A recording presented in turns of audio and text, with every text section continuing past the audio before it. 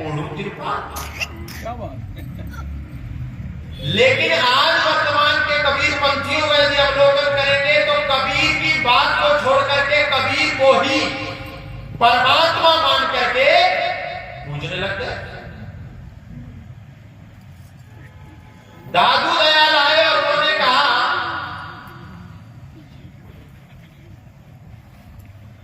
कि दादू दुनिया बाबरी कब्रे पूजे भूत और जिनको कीड़े खा गए उनसे मांगे। लेकिन आज दादू के ही वंशज, दादू के ही मानने वाले, दादू के ही अनुयायी दादू का मंदिर और दादू की समाधि और दादू की कब्रें बना बना करके पूज रहे हैं। ऐसे अनेकानेक संत हुए, अनेकानेक महात्मा हुए, आज भी हो रहे हैं। पंडित श्री राम शर्मा आचार्य हुए,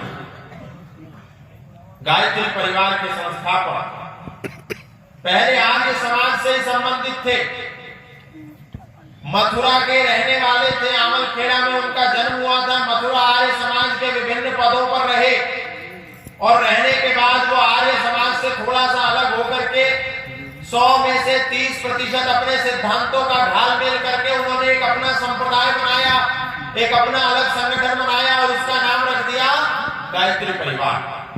उनके चले जाने के बाद उनके अनुयायियों ने उनको महाकाल का अवतार घोषित कर दिया और आप जाकर के यदि उनके संस्थान में देखेंगे तो पंडित श्री राम शर्मा को ही ईश्वर मान करके पूजा जाता है। लेकिन ऋषि दयानंद जो हुए उनकी बात ही अलग है, उनके अनुयायियों की बात ही अलग। ऋषि दयानंद ने अपने सामने कह दिया कि मेरे द्वारा स्थापित आर्य समाज नामक संगठन में कोई भी मेरा चित्र मत लगाना। मेरे चले जाने के बाद मेरी कोई मजार, मेरा कोई समाधि, मेरा कोई मठ मत बनाना। मेरे संस्कार के बाद मेरे जो अवशेष बचेंगे, मेरी जो राख बचेगी, जो हड्डियों का कुछ चूरा बचेगा, उसको जाकर के खेतों में डालना। ये ऋषि दयानंद ने संदेश दिया। और आज दुनिया का एकमात्र आचार्य, दुनिया का एकमात्र ऋषि, दुनिया का एकमात्र युग प्रवर्तक, दुनिया का एकमात्र वेद उपदेशक, महात्मा संत, जिसने कभी अपना आश्रम नहीं बनाया और आज कोई भी उसकी उपासना, उसकी पूजा, उसके रुद्राभिषेक, उस पर फूल पत्ती नहीं चढ़ाता, क्योंकि ऋषि दयानंद ने कहा ईश्वर सर्वव्यापक है, निराकार है, सर्वशक्तिमान है, सर्वाधार है, सर्वेश्वर है, सर्वांतर्यामी है, उसी की उपासना करो, मेरी मत करो। और आज तो इतने सारे गुरु आ गए, इतने सारे बाबा आ गए और हम इतने मूर्ख हो गए, इतने पागल हो गए, इतने बेवकूफ हो गए कि उनकी फोटो से यदि कोई शहर टपक जाए तो कहते हैं कि अरे ये तो शिव जी के अवतार हैं। मतलब परमपिता परमात्मा को वो परमपिता परमात्मा नहीं मान रहे, उसमें उनको चमत्कार नहीं दिखता, लेकिन एक फोटो से शहर टिपक जाए, उसकी वीडियो वायरल करके उनको परमात्मा मान करके बैठ गए। गाय हरी घास खाती है, सफेद दूध देती है, ये लोगों को ईश्वर का चमत्कार नहीं दिखता, लेकिन किसी की फोटो से शहद टपक जाए तो वो उसको ईश्वर माने। परंतु आज ये साथ साथ अवलोकन करने की भी जरूरत है, आवश्यकता है। जिस ऋषि दयानंद का हम महिमा मंडन करते हैं, जिस ऋषि दयानंद के सिद्धांतों का हम प्रचार करते हैं, उस ऋषि दयानंद ने जो जिम्मेदारी, जो उत्तरदायित्व, जो कर्तव्य हमको निभाने के लिए दिया था, हम उस कर्तव्य पर कितना खरे उतरे। दुनिया का कोई संगठन जातिवाद को मिटाने के लिए कभी आवाज नहीं उठाता, दुनिया का कोई संगठन कभी भी वेद की बात नहीं करता, दुनिया का कोई संगठन कभी मनुस्मृति में आए हुए प्रक्षेपों को, मिलावट को मिटाने की बात नहीं करता, दुनिया का कोई संगठन राम, कृष्ण और शिव के चरित्र को सही रूप में प्रस्तुत करने की बात नहीं करता, केवल आर्य समाज करता। और आर्य समाज के कंधों के ऊपर ही जिम्मेदारी थी कि वो देश में से जातिवाद हटाएं, वो देश में से बंदरवाट हटाएं, वो देश में से विखंडन हटाएं। इसीलिए इस बात का अवलोकन करते हुए महामना मदन मोहन मालवीय ने समझा कि आर्य समाज की जिम्मेदारी राष्ट्र, धर्म और संस्कृति के प्रति क्या है। उस जिम्मेदारी को, उस कार्य को, उस योजना को, उस योग्यता को समझते हुए महामना मदन मोहन मालवीय ने कहा था कि जब तक आर्य समाज दौड़ता रहेगा, हिंदू समाज चलता रहेगा। महामना मदन मोहन मालवीय कोई आर्य समाजी नहीं थे, कोई वो आर्य समाज के उपदेशक नहीं थे, आर्य समाज के विद्वान नहीं थे, आर्य समाज के कहीं आधिकारिक सदस्य भी नहीं थे। लेकिन महामना मदन मोहन मालवीय ने जब बनारस हिंदू विश्वविद्यालय की स्थापना करी, उस बनारस में स्थित विश्वविद्यालय के अंदर उन्होंने एक छोटा काशी विश्वनाथ मंदिर बनाया और उस छोटे काशी विश्वनाथ मंदिर के दरवाजे पर आर्य समाज मंदिर बनाया। तो उनके पौराणिक साथियों ने, पंडितों ने उनसे कहा कि पंडित जी ये आप क्या कर रहे हैं, घोर अनर्थ कर रहे हैं, ये आर्य समाज तो मूर्ति पूजा का विरोध करता है और आप इस मंदिर के दरवाजे पर आर्य समाज की स्थापना कर रहे हैं। तो महामना मदन मोहन मालवीय ने कहा ये आर्य समाज नाम का संगठन हिंदू समाज का द्वारपाल है, चौकीदार है, और जब तक ये चौकीदार हमारे दरवाजे पर खड़ा है, दुनिया के किसी भी व्यक्ति की इतनी।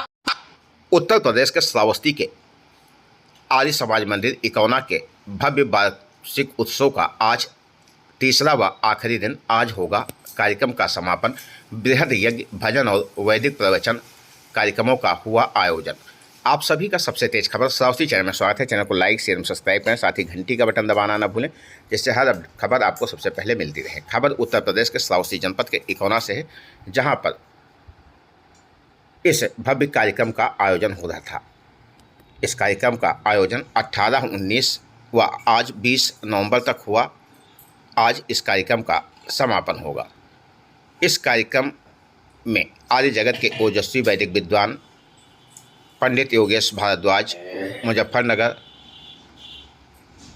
ओंकारनाथ शास्त्री बहराइच, श्रीमती गीता आर्य बहराइच, योगेश दत्त आर्य बिजनौर आदि लोग मौजूद हैं, जिनकी मौजूदगी में यहाँ पर आए हुए लोगों को संबोधित भी किया गया। साथ ही हवन, पूजन अर्चन तथा वैदिक प्रवचन कार्यक्रम का यहाँ पर आयोजन हुआ। श्रावस्ती जनपद के इकौना का यह पूरा मामला, जहाँ पर भव्य वार्षिक उत्सव मनाया जा रहा था। आज इसका समापन और तीसरा एवं हरिद्वार की धरती से पधारे हुए वैदिक प्रवक्ता, वेदों के विद्वान, युवा प्रवक्ता पधारे हुए हैं श्रीमान श्रद्धेय डॉक्टर गौतम खट्टर जी, आर्य समाज इकौना के माननीय मंत्री जी, प्रधान जी, कोषाध्यक्ष जी, प्रधान जी चंद्रकेतु आर्य जी, और बहराइच से पधारे हुए हमारे भाई युवा प्रवक्ता भाई श्री करण सिंह आर्य जी, मंच का कुशल संचालन कर रहे हैं श्रीमान श्री हरिओम आर्य जी, और ढोलक पर संगत कर रहे हैं हमारे भाई सुभाष आर्य जी। इस सभा में बैठे हुए धर्म प्रेमी सज्जनों, वंदनीय मातृशक्ति प्यारी। आर्य समाज का कार्यक्रम जो है वेदों के सदुपदेश को जन जन तक पहुंचाने का अभियान है, और इसमें हमारे बाहर से पधारे हुए बिजनौर की धरती से पधारे हुए योगेश दत्त जी आर्य भजनोपदेशक पधारे हुए हैं, और हरिद्वार की धरती से पधारे हुए हैं गौतम खट्टर जी, जो महोपदेशक हैं और विद्वान हैं, मनीषी, और बहराइच से श्री ओंकारनाथ शास्त्री जी पधारे हुए हैं, बहन गीता आर्या पधारी हुई हैं, और हमारे श्री करण सिंह जी पधारे हुए हैं। तमाम विद्वान, तमाम सन्यासी वेदों के माध्यम से आपको आपके लोकोपकारी बातें, लोक कल्याणकारक, जन कारक, जन सुखदायक बातें बता रहे हैं। आप सभी आवें और सभी कार्यक्रमों में भाग लें। वैसे तो आज समापन दिवस है, जो बेला बचे हैं उनमें आप सभी पधारें। सृष्टि से पहले अमर ओम नाम था, अमर ओम नाम था, आज भी है और कल भी रहेगा। सृष्टि से पहले आज भी